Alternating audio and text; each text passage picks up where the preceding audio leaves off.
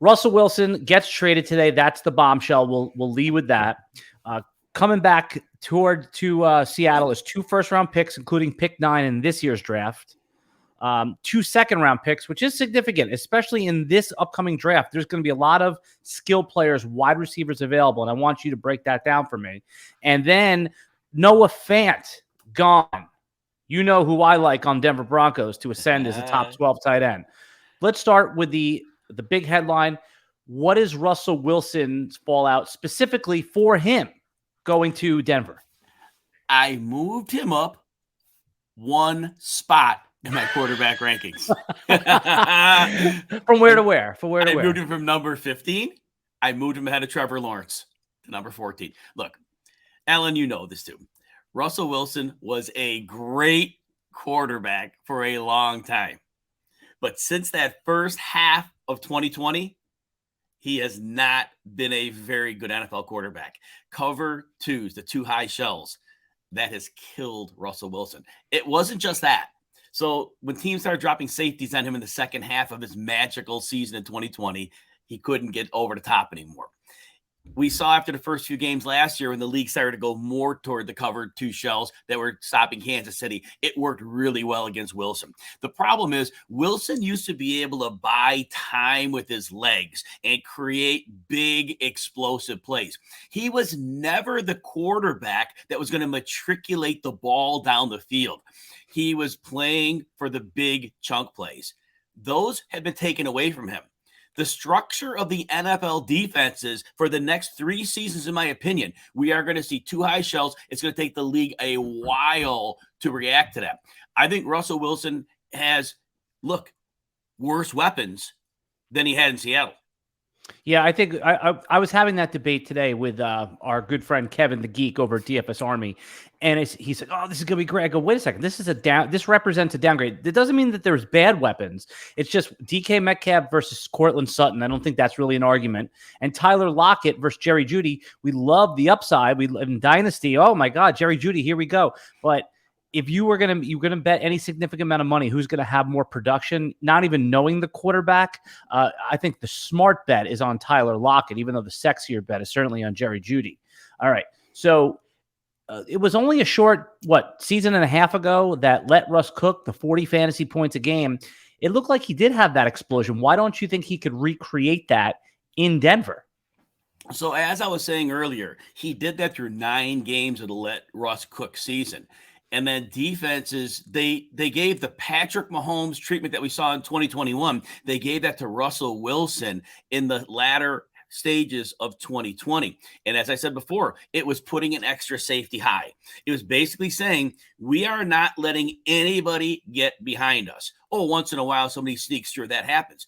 Wilson was living on big plays to Lockett and Metcalf. Defenses said, no more. And you can dictate that defensively. And take away the big plays. And that's why Russell Wilson is now not cooking, because he is being forced the same way Patrick Mahomes was forced this year to largely take what was underneath. At the end of the day, Russell's not that guy. And I question whether his height is an issue in the middle of the field. He's never really been this precise pocket, middle of the field guy. That's what the defenses of today are giving you. If you are that guy, you can thrive. If you're not, there are some issues. All right. Everyone's going to want to know what we think about Javonte Williams. Now, Javonte Williams' real, actual, or draft value is going to depend greatly on if he gets a backfield mate, because we already saw what happens. And yeah, they could just sign like a Boston Scott type, and great. Javonte Williams, we're happy to take him in the top 10 running backs, maybe even the top 5 running backs. But if he gets a significant backfield partner, let's say they return Melvin Gordon, talk about Russell Wilson's arrival and how that could affect Javonte Williams. Oh, it's a great question. I'm very happy you asked this, Alan. And the reason I'm super happy about it is we need to talk about the coaching staff of Denver. It's more important than the quarterback. So Nathaniel Hackett goes from Green Bay, the coordinator on offense there, to the head coach in Denver. And he brings over Justin Outen. I'm not even really familiar with him, but Clint Kubiak is a pass game coordinator. But let's get back to Hackett. Hackett was functioning under the Green Bay system of Matt LaFleur. And what Aaron Rodgers was able to do in 2 great seasons was they were running base personnel, meaning 2 receivers on the field primarily. And it's mostly a 3-receiver league. By running 2 receiver sets, defenses had to come out in their base, meaning they would put 2 cornerbacks instead of 3 on the field. What that offense did was they ran the ball when they needed to, but they threw on early downs. They took shots against lighter secondaries, which gave Rodgers a tactical advantage. When we look at Rodgers' numbers, his pass attempts were way down, but the efficiency was way up. So that leads us to your question, the running game. The running game, they're going to run outside zone. That's what the talk is. They're going to run outside zone here. Now, having Wilson there, having a threat at quarterback, it will help Javonte Williams. Because defense is still, even though they're going to come in with a standard base against 2 receiver sets, they're still going to be back on their heels, worried about the weapons. Right. And I just want to jump in there because you're talking about there's an obvious upgrade at quarterback because they didn't even have like a mid-level Andy Dalton type of quarterback. They probably have the 33rd and 34th best quarterback in the league. I mean, 35th if you count Jordan Love, meaning they didn't have a top 32 starter. Gardner Minshew probably would have been a better solution than any of the Denver quarterbacks last year. So I like this as a nice upgrade for Javonte Williams, even if Melvin Gordon's re-signed. I'm not going to have Javonte Williams because any of my teams because he went at pick 3 the other day in a best ball draft. I mean, that's obviously pick 3 overall, which obviously, again, I'm not going to tell someone they're wrong. It's just way higher than I'm willing to take him. Like I would give me Derrick Henry, give me Christian McCaffrey, give me Jonathan Taylor 1, 2, and 3, right? Najee Harris 4, however you want to work that out. We'll debate Christian McCaffrey in a minute. I only said him for you because you know me. I'm not taking him in the first 5 picks. All right. You are not. Yep. All right. So Javonte Williams, where do you think that he should be properly valued if people are doing best ball drafts right now?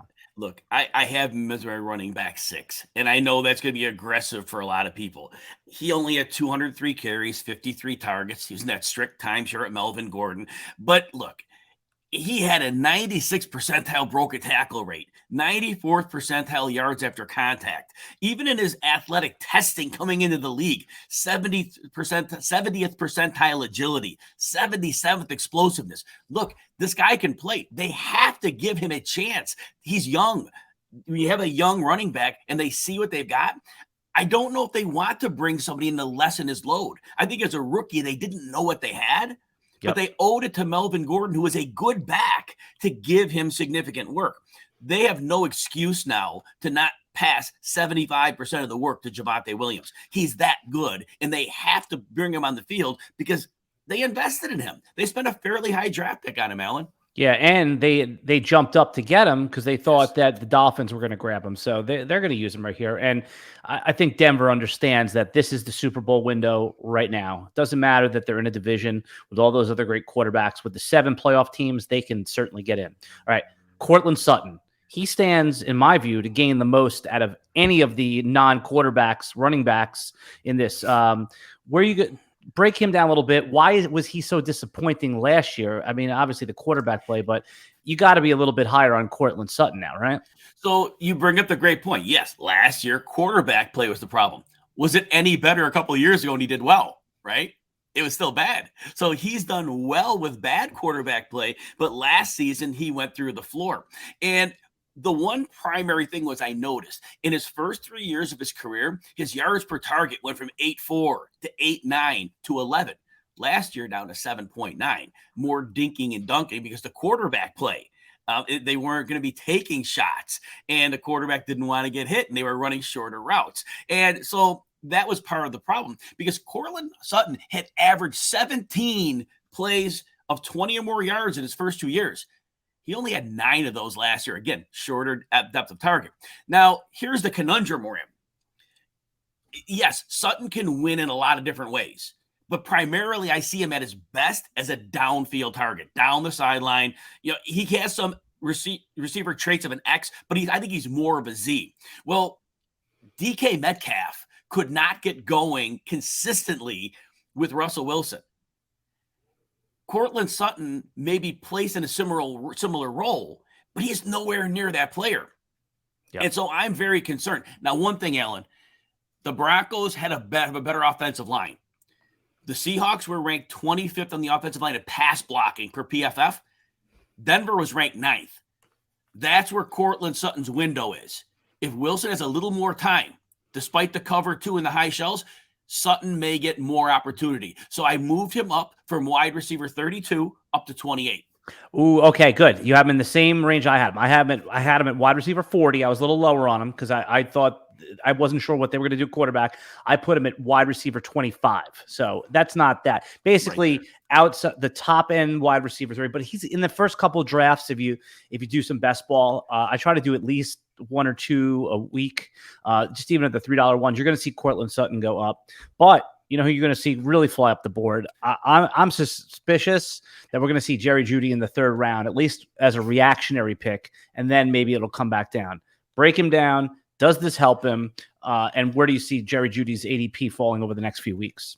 So it's going to be interesting with Jerry Jeudy.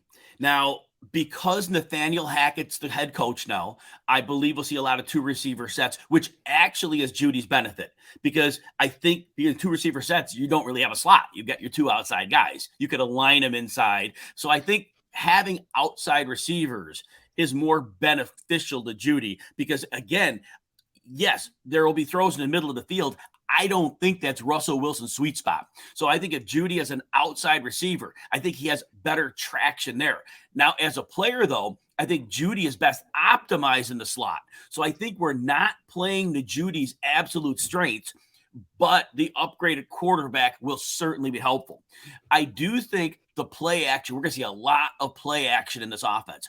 And I think Judy's ability to get open quickly into a route, that will get him good numbers, but I don't see the blow up. I just don't think Russ is a great mesh to bring out the best in Jeudy. I did move him up. I had him wide receiver 29. I moved him to wide receiver 24. Will not take him as high as the 3rd round. I think the hype is not going to match the production. Yeah, I'm with you there that after, the hero pick, someone takes him in the 3rd round, he'll probably settle in that 5th round, probably going where Tyler Lockett was going, somewhere around there. Just let's finish out the wide receivers because last year, Tim Patrick was probably the most added and dropped player. Use him for a couple weeks. It was good. Then he cooled down. Does he stay significant, especially now? He's a big-bodied receiver. This should be good and a raise for him, right? He'll be draftable in 20-round drafts? So here's the thing, Alan. We talked earlier. Denver was primarily a 3-receiver offense last year, as is much of the league. We're coming in, and we mentioned earlier, Nathaniel Hackett, I believe, wants 2 receiver sets, 1 less defensive back on the field to give the offense. They were probably thinking Aaron Rodgers when they got Hackett over there, but Russell Wilson, it's the same deal. I think they want 1 less defensive back on the field. Will Patrick get snaps? Of course. They'll have plays where they have to go with 3 wides, passing downs.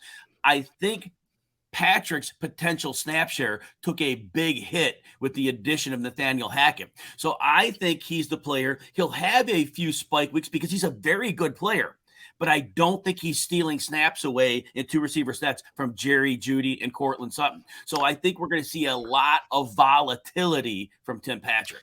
When we talk about our redraft league or managed leagues that we do every year, it's very difficult sometimes to, when a wide receiver goes down, just picking up his replacement, they're not guaranteed the targets like they are with running back. So if running back goes down, everyone's rushing out, making that replacement running back the waiver wire pickup of the week because we can say, hey, they're going to get 15 touches. Tim Patrick is one of those guys where if either Courtland Sutton or Jerry Jeudy goes down, he's a reasonable projection for 5 to 7, maybe 8 targets in that game. So he'll be a waiver wire guy for me. I agree with your assessment based on that good information about the 2 wide receiver sets. All right. A player that I love talking about, and I just think he's a good player, is Albert Okwuegbunam.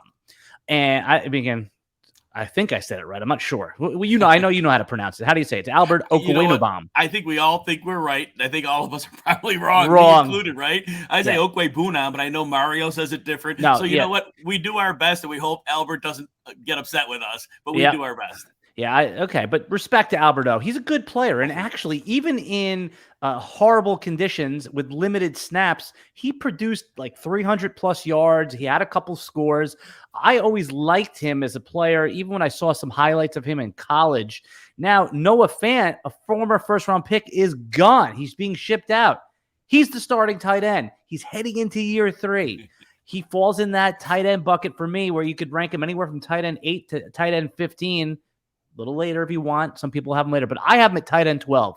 Walk me through why Albert O is a sharp pick in fantasy drafts. So I will agree with you on the ranking. I had him at 21. I moved him to 11. So I'm like lockstep with you. And we have one ranking up. There's no difference there. It's the same It's thing. a tier. He's in that tier with Dawson Knox, with Dalton Schultz, like in that tier. Obviously, he carries more risk because he hasn't done it yet, but he's at the bottom of that tier for me. What we like best about Albert O is that he had a 92nd percentile yards after the catch last year. He's really, really explosive.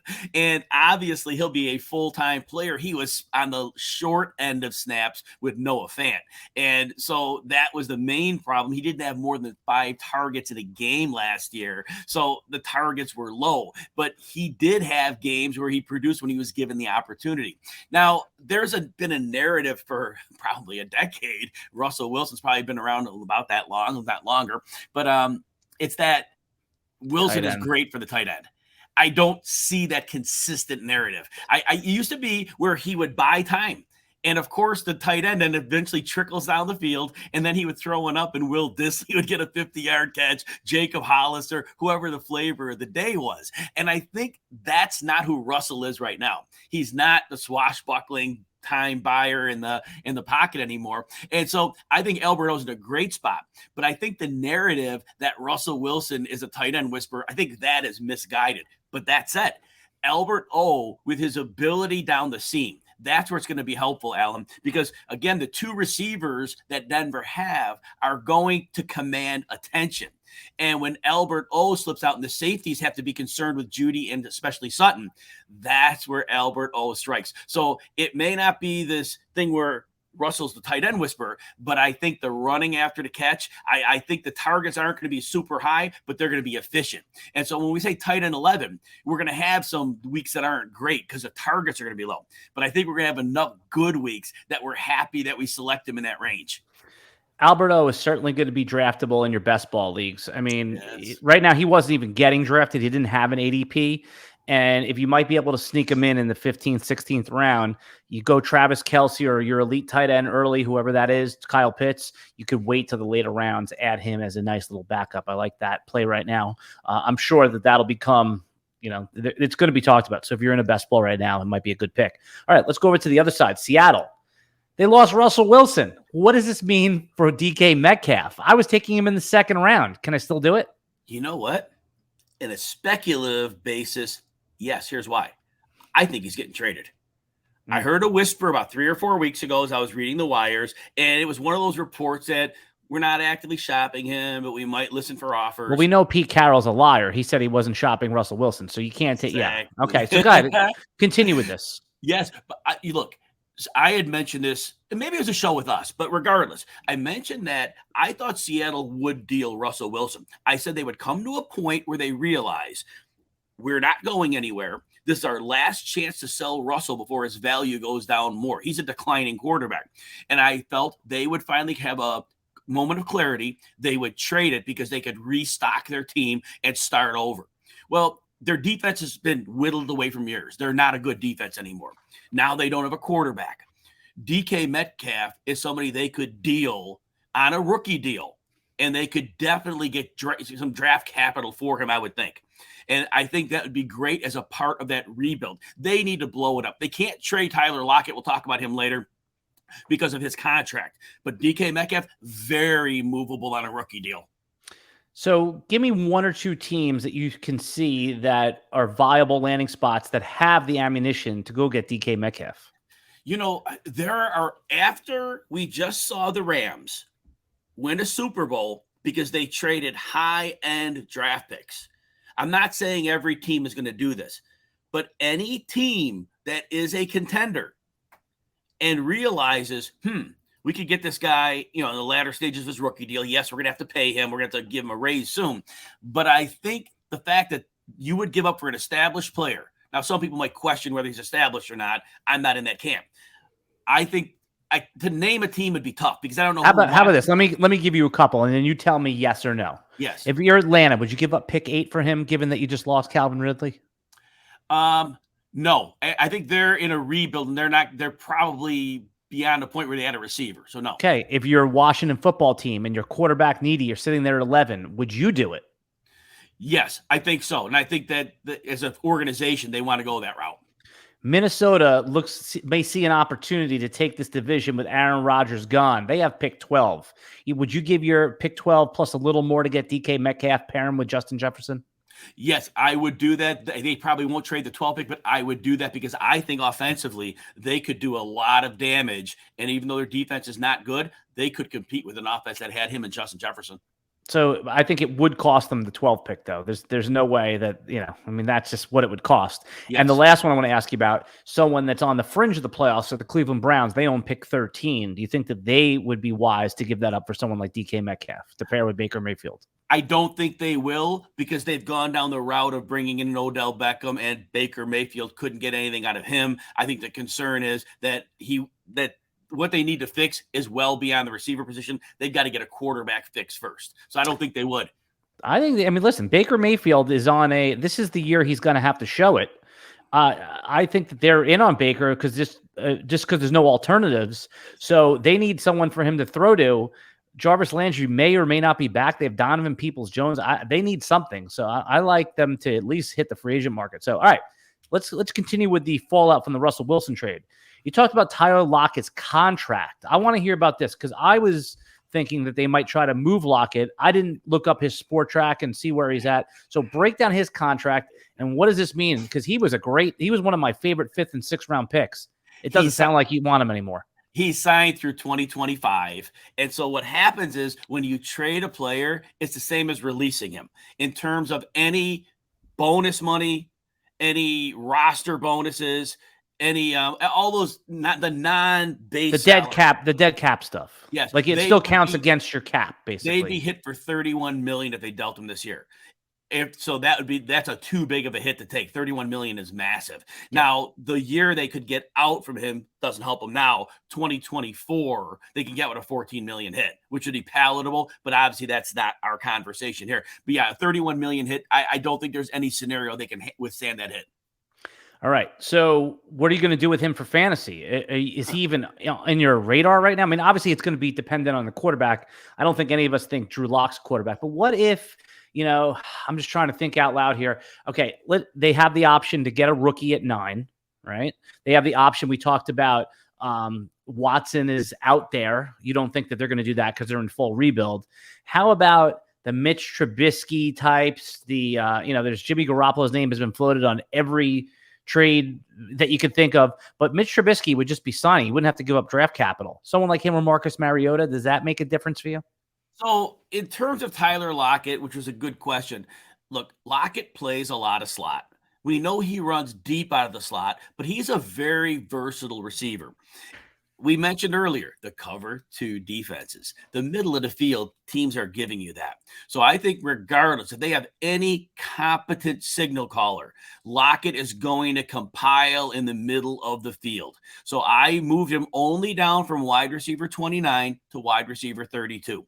I think his consistency goes up.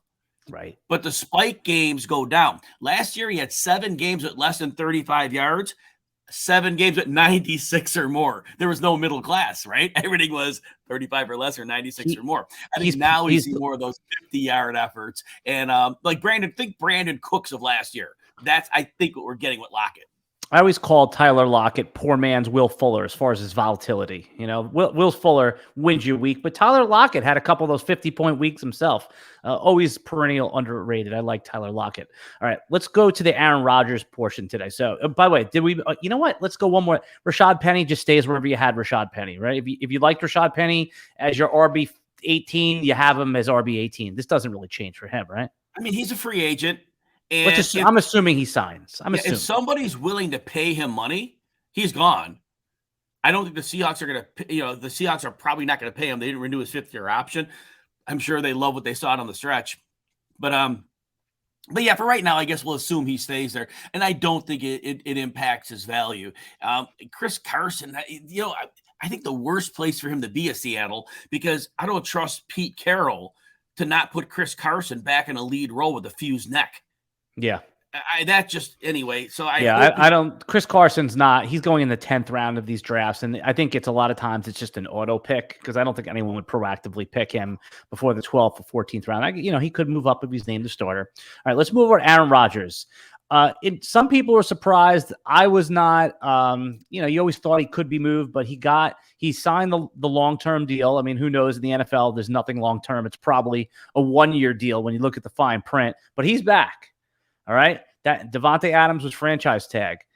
No change in value. I mean, Davante Adams was actually falling to the end of the first round. He's defensible as the first wide receiver off the board.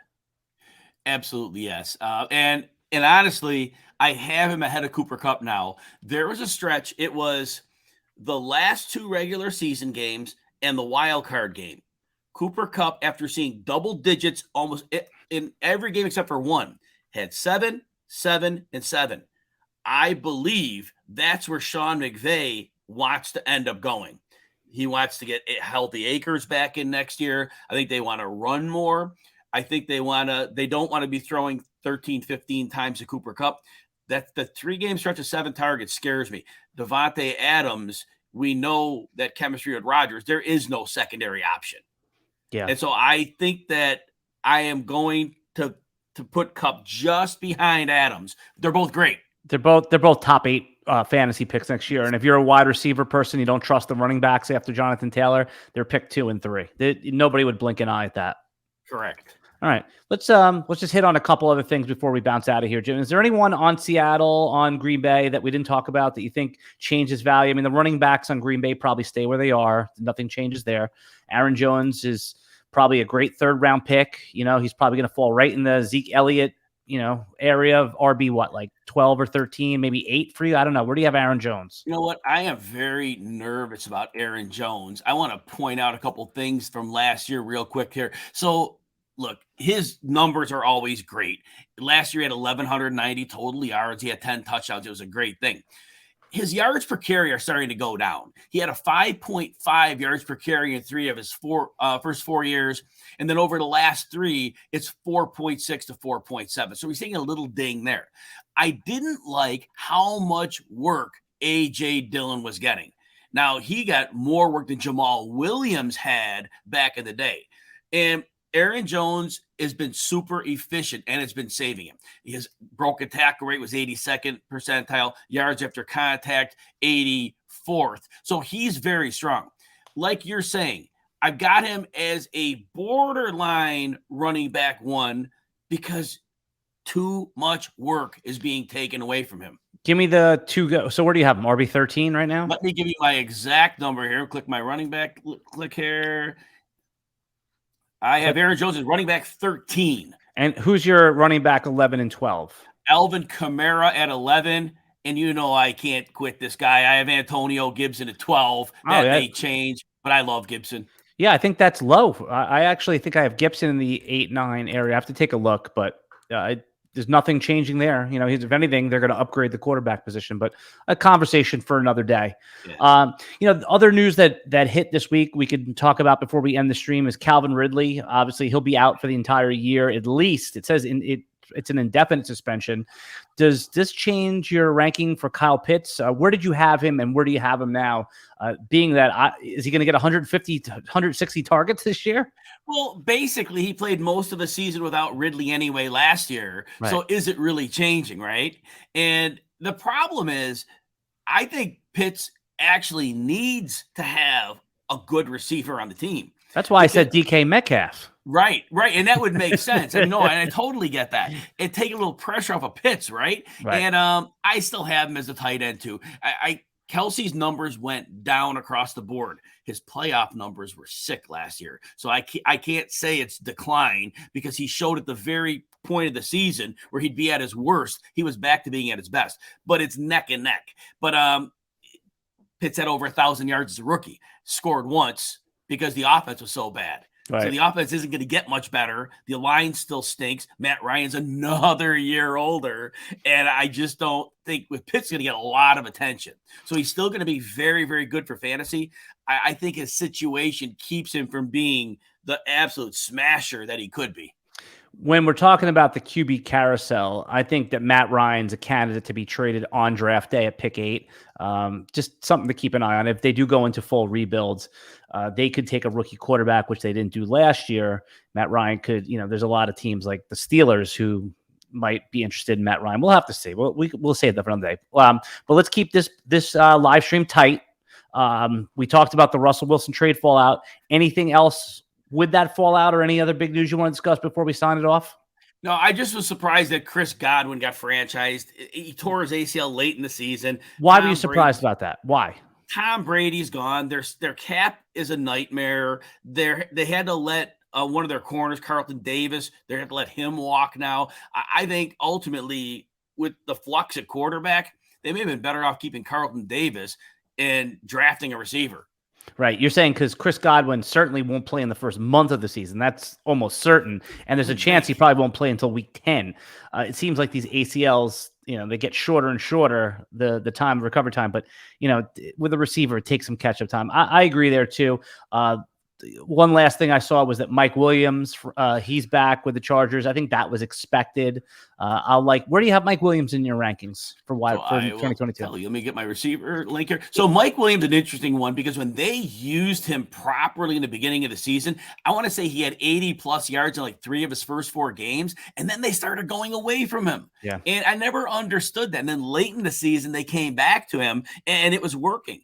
I hope that they figure it out and make him a focal point of the offense with a big arm quarterback. Let's not live with the slot guy. Let's live with the downfield guy who's more versatile than. I have him at wide receiver 29 right now, just because I'm still concerned that Keenan Allen and Austin Eckler are going to see too many targets. Yeah, I've been drafting Keenan Allen in the 3rd round in some of these best ball drafts. Nobody wants him, so I can basically, whatever position I'm in, I can get him in the 3rd round. All right, he's Jim Coventry. You follow him on Twitter at Jim Coventry NFL, and he's doing a weekly article on the RotoWire website. It's polarizing players. What I'm going to do is I'm going to link it. Actually, you go to the RotoWire YouTube page. We have the video up there. He talks about Saquon Barkley. Or just go to Jim's Twitter where he has the article tweeted out. It's really good. It's every week you're going to be profiling a player who half the people love, half the people hate. Saquon Barkley. Some people have him as a 2nd round pick. Some people won't even take him in the 3rd round. Who are you going to be profiling next week? Oh, Christian McCaffrey. It's going to be a fun one to do here. There's not a ton of different arguing points, but the ones that are there, they're very, very polarizing. Yep. All right, Jim. So I want everyone to go follow Jim on Twitter if you're not already. And of course, I'm on Twitter at Alan Seslowsky. And we'll try to do these streams a little bit more often, just when news breaks especially. All right, Jim, we'll talk to you next time, and we'll see everybody soon. Thanks.